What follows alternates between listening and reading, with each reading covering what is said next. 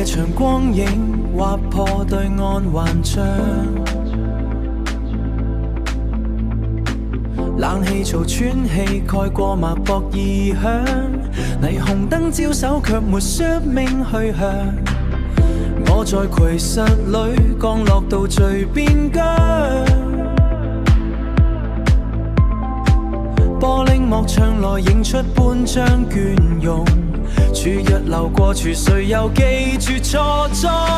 就讓這都市化作一片無人境，放任那思緒在鋼筋之間穿插前行。就算令世界太快，個靈魂亦要共振。喺呢個瞬間，我先揾到共鳴，唔再係隨便，唔再係報警。手機屏幕裏閃爍過期諾言，